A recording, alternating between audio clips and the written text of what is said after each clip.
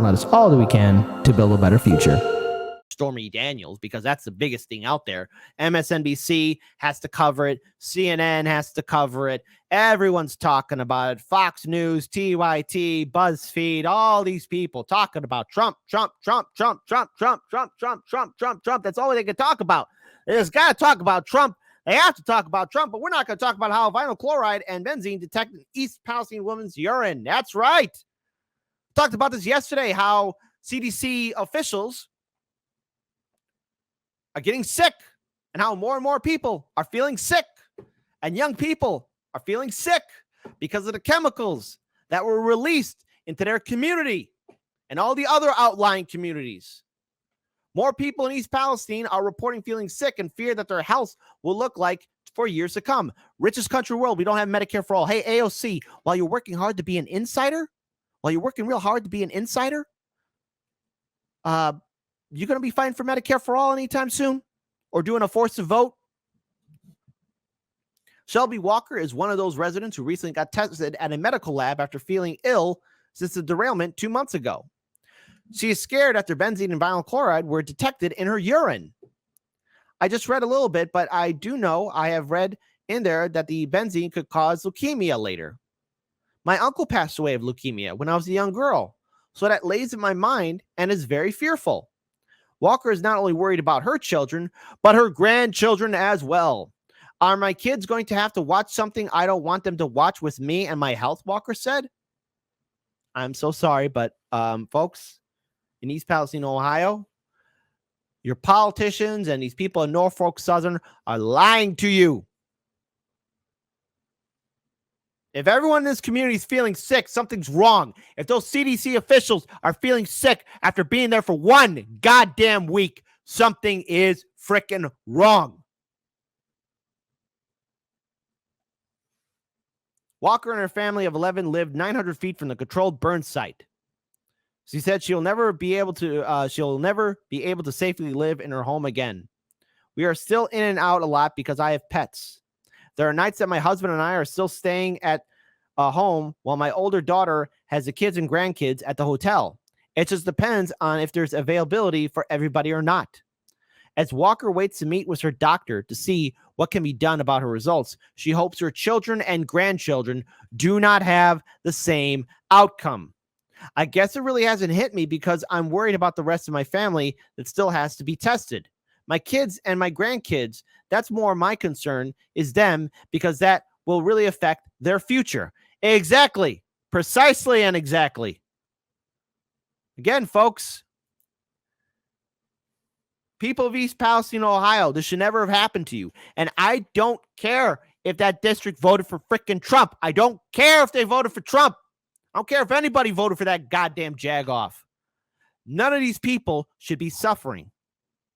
Think Norfolk Southern is going to take care of their bills for the rest of their life? No. They're a corporation that bought off politicians, Democrat and Republicans.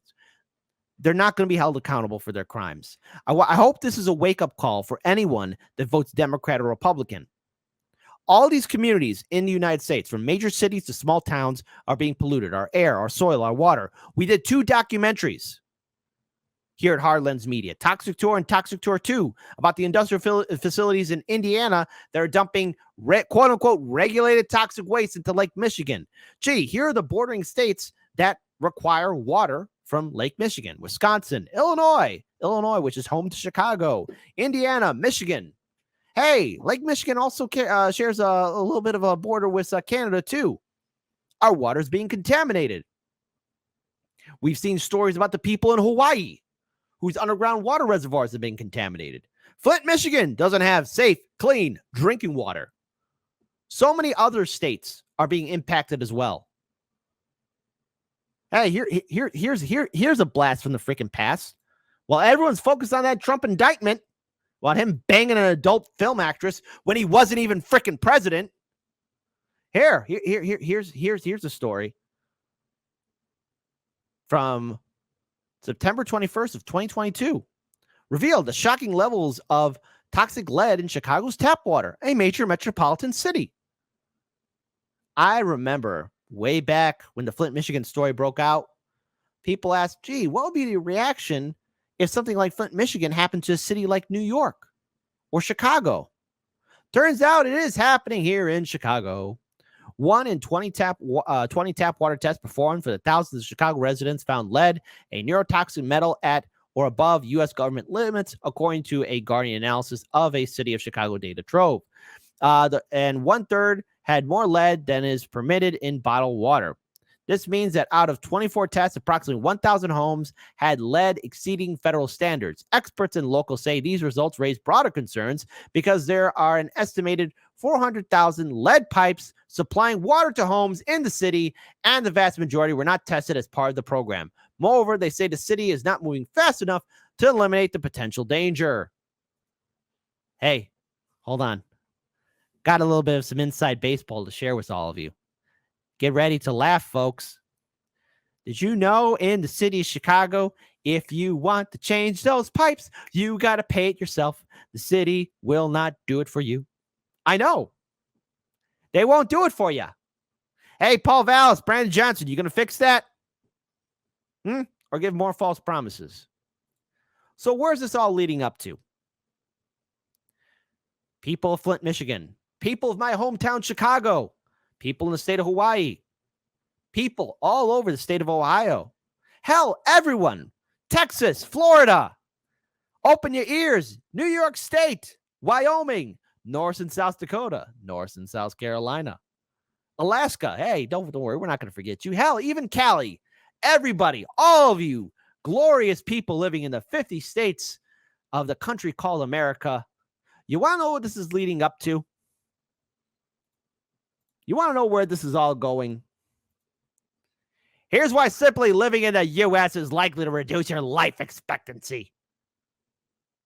So recently, I know this is from RT, the Vote Blue No Matter Who crowd's going to crap their pants. Recently, National Public Radio in the U.S. published a story titled Live Free and Die, the Sad State of U.S. Life Expectancy, that explored the great divide between the United States and peer countries on life expectancy. While most countries experience a dip during the pandemic and rebound after vaccines and other treatments were rolled out, American life expectancy has essentially fallen off a cliff and never came back. What? Now, of course, we're talking about the pandemic.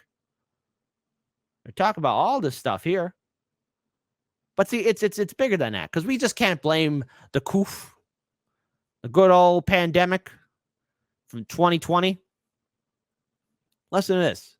The rate of maternal deaths in 2021 was 32.9 deaths per 100,000 live births, which is more than 10 times higher than some other high-income countries, including Australia, Austria, Israel, Japan, Spain, which all had rates between 2 and 3 deaths per 100,000 in 2020. So that means, hey, a lot of people are dying. Check this out. The paper also notes that this goes far beyond stereotypes of Americans having poor eating habits or unhealthy addictions. It found that American children are less likely to live to age 5 than children in other high-income countries. It continues saying that even Americans with healthy behaviors, for example, those who are not obese or do not smoke, appear to have higher disease rates than their peers in other countries. Richest country in the world. Richest country in the world. Richest country in the world, folks. Now check this out. The researchers catalog what they described as the U.S. health disadvantage. Hey, Bernie, remember you used to talk about Medicare for all?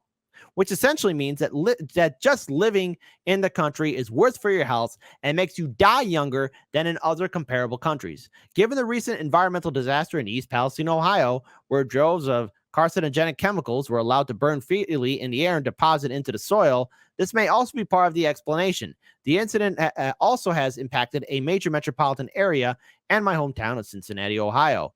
Additionally, right now, residents of the largest American cities, Philadelphia, Pennsylvania, are told to drink bottled water because more than 8,000 gallons of latex finishing solution spilled into the Otter Creek in Bristol near Philadelphia on March 21st.